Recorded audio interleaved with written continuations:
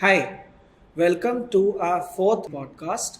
And we have with us a very senior media professional, Mr. Pranshu Mishra, who is currently the resident editor of Hindustan Times, Lucknow. Sir, we brought you here to discuss lessons that our students could glean from your experience as a leader in your profession. So, a large part of what we teach our students here is leadership. Now, what the thing is with students, many of them they join, they are excited, they want to become leaders as soon as possible. But the fact is that they have to go through the ranks. Correct. So, as someone who has been through the ranks through decades, what advice would you have for newcomers who are trying to join any industry in this society? Thanks, Mrinal, for having me.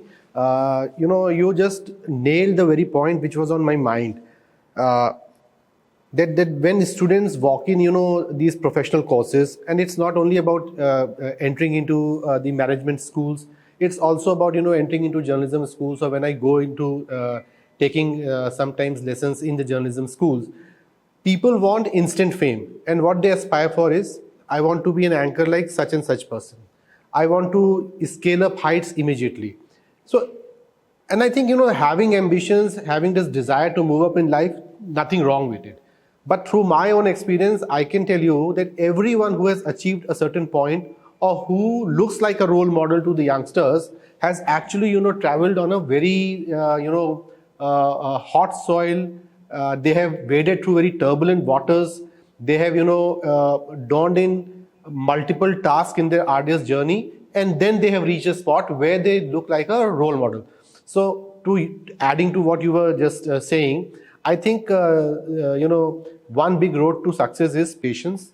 Diving deep into the assignments you get, the opportunities you get at the very first instant. Try to deliver to the fullest in your initial years, and thereby made a strong, base. And only on the strong foundation could a high rise can stand. So that's it. So we may be living in the age of shortcuts, but there's no shortcut in the real world. In the real world where you have to rise in your profession, you will have to go through a long, arduous journey where you will have to wade through turbulent waters to rise to the top. Speaking of shortcuts, what do you think of ChatGPT? What do you think of generative AI? Do you think it shall replace writing jobs such as journalism, or will it not? See, it's a tricky question, I'll say. No doubt that advancement in technologies are being made. ChatGPT is a very powerful search engine, and it's also delivering into various fields. Newsrooms experimenting with AI is nothing uncommon now. You have illustrations coming in prepared through AI. You have even certain news content that is being created through AI. But if you ask me that can it actually replace how we think and how we respond to situation, I think I'll keep it in a very rather flexible position. Newsroom and even other sectors will see more and more use of AI in days to come.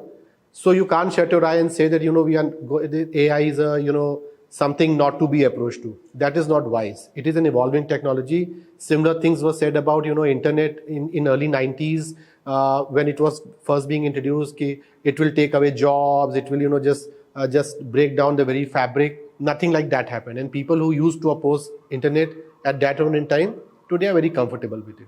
Same thing happened in our industry in late 90s and early 90s when the handwritings or the typewriters were being replaced by computers. People were so dead against it. Ultimately, they become a very intrinsic part of us. So I think ChatGPT or AI in particular will also be gradually be seeing more and more in business scenarios, talking of media and the newsrooms. But the importance of individual thought process, the importance of an individual, the ideas of the journalist and the journalism, that will remain.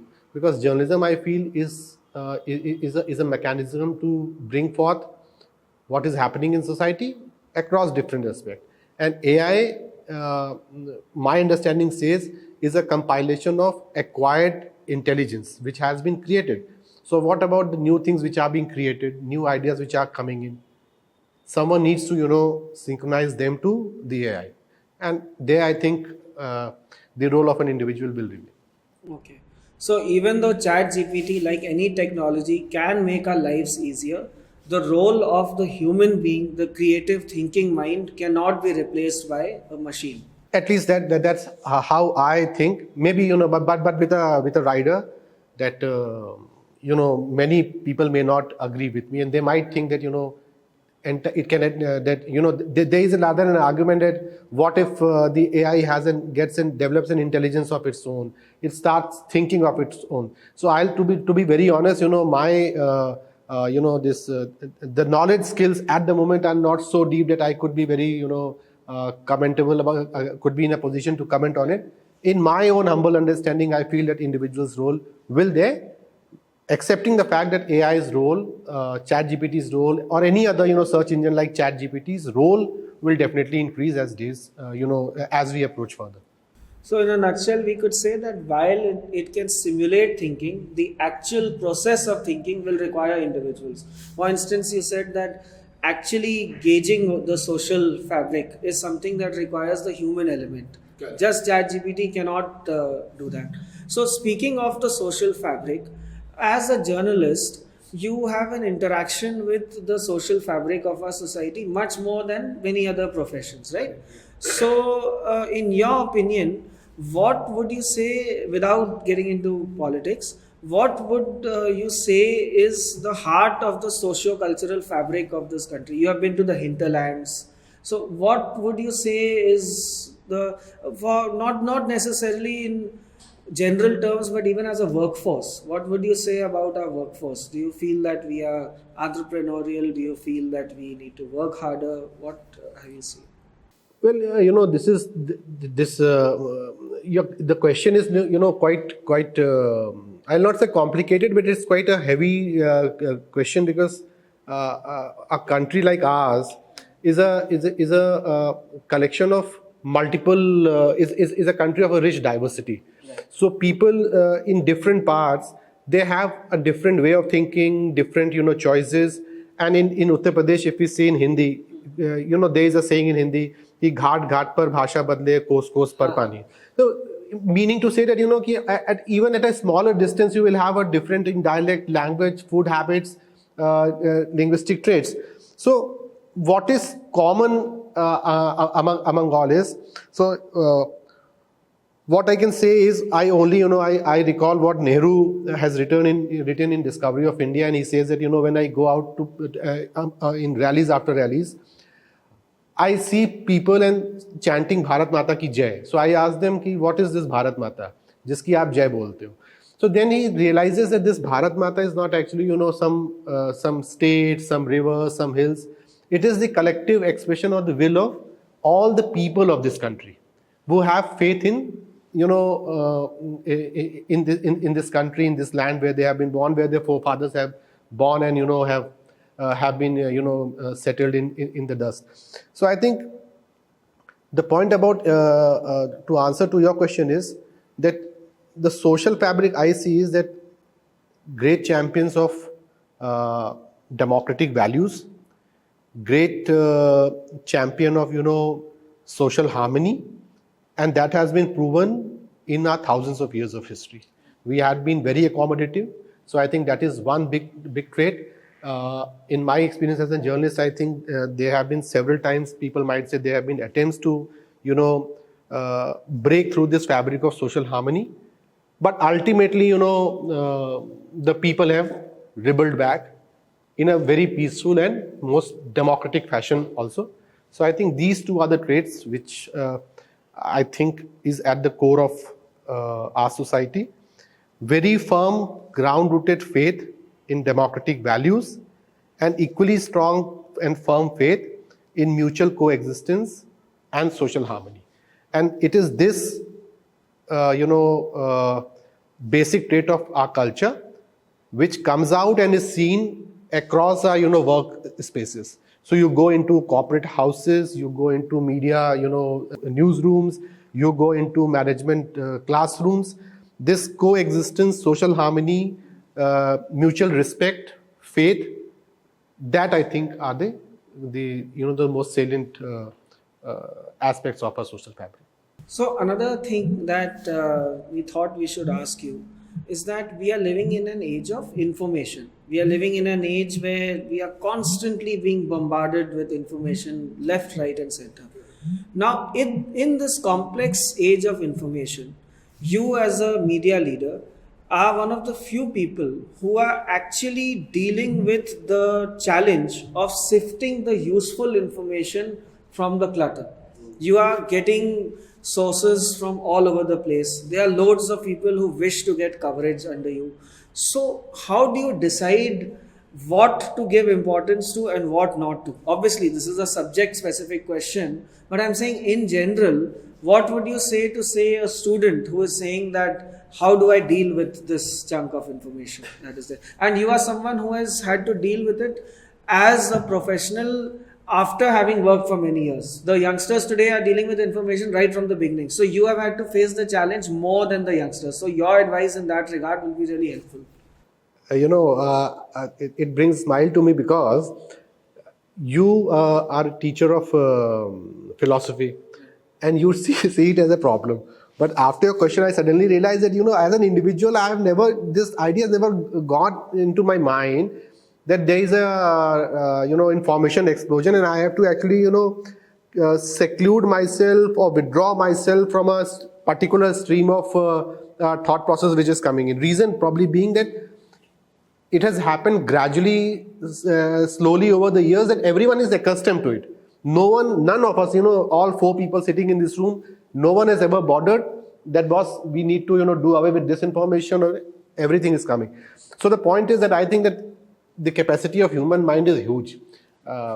We can digest, we can, process what all we are getting. But yes, coming to a second part is, which is my advice to, every youngster also, that amidst this explosion of information, there is a lot of scrap also, there is significant information also, there is a lot of fake information also, there is a lot of logical, rational information also. It depends upon that how you are, which information you should take serious. So the things which are logical, rational, they are something which needs to be, saved, and rest need to be put out in a trash bin. And what all is of your interest, I think that is something which you should be more open to, and something which is of least interest for you, you don't have an inclination for it, is stop bothering about those particular fields. So that is also how I go ahead. And another question that is somewhat related is the challenge of time management. So, as an editor, you have deadlines. You have to get the copy out within a certain time limit. So, how would you say to someone who's starting their journey in career to learn how to slowly manage time? Because you are one of those people who are dealing with this time management problem at a very deep level. You have lots of information to allocate within very strict time limits. At a certain time, the print has to go. So our students here are now stepping into the field. So they are slowly having to deal, and the challenge will go up. They complain of stress.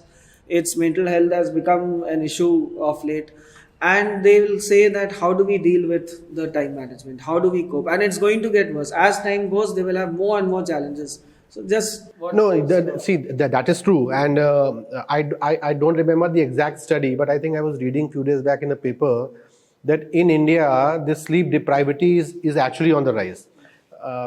People don't get to sleep. 8 hours is a distant dream. Like for us also, 8 hours is a dream scenario, which is rarely possible. But to strike a balance between your domestic responsibilities, your family, your job, I think you will have to work it out. Like, suppose I'll tell you of my example, that I know that morning is about planning. So meeting time means that particular time, a discipline in life, that if I have to be at my office at this particular time, I'll try to be there at this particular time. Getting up at this one time, doing your course at a fixed time, and then your meetings, your schedules, your focus, it should be a bit of time frame. So you can, like in school, we used to make a timetable. In a day-to-day life also, if we make a rough sort of timetable, that was this we need to do at this time, unless and until there is not unavoidable circumstances. Otherwise, you will naturally slog more. But on day-to-day basis, you can have some sort of a timetable to adhere to your commitment. You need to have a balance between a family life and the professional life. So for that also you need to do that. Whatever time you give a quality time to that. It's not necessary you give your entire day to a particular task. The best thing is that if you are giving say 10 hours to or 7 hours to your office life, dedicate those 7 hours with the utmost seriousness instead of dragging it to 10 hours. And once you are back home, then give dedicatedly that time to your family without dragging your office to your home. So I think this is how you will, strike the balance. And for me, coming to print, yes, it is about deadlines also. But even before that, when I was with television, it was also about erratic deadlines and delivering it in a, well within a shortest span possible of time. To print, you get slightly, much more time at least to work out. But in television, you have to be instant. On the go. You're on the clock. Something happens, you have to start speaking. So the time gap between to be able to analyze and prepare yourself is quite less there as compared to here. So in that sense, I sometimes find things personally, even more easy now.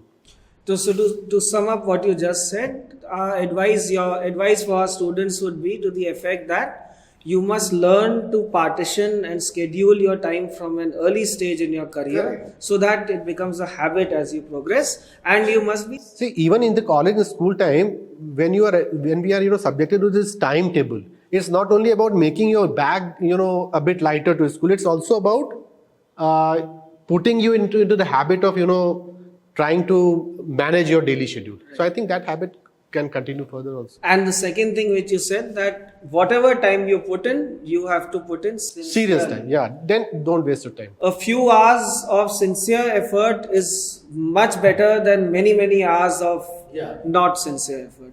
And with that discussion on time management, our time is up. And thank you so much for coming to us, Mr. No, it was pleasure. It was pleasure interacting and really good interaction. Thank you so much. Thank you.